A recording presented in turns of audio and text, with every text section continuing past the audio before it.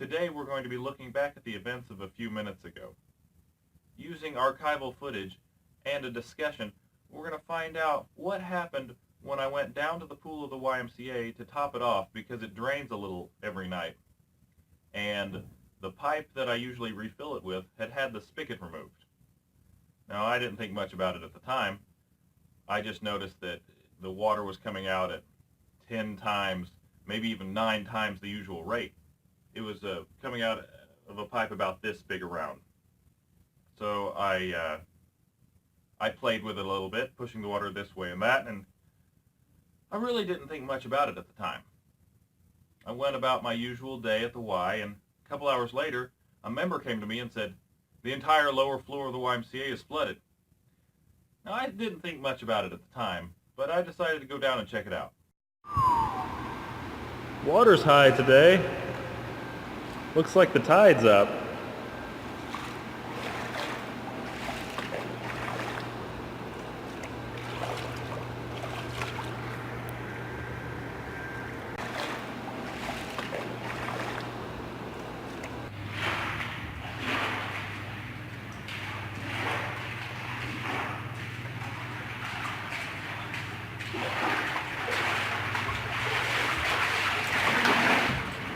Back from whence you came.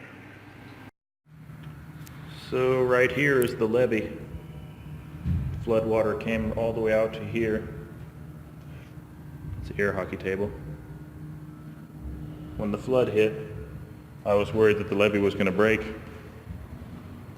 You know, I got family on the other side I got to think about. Pool life returned to normal pretty much after the flood. Water's greenish blue, warm, somewhat chlorinated. Now people ask, who flooded the basement of the YMCA that day? You know, I don't know if I'm qualified to answer that question.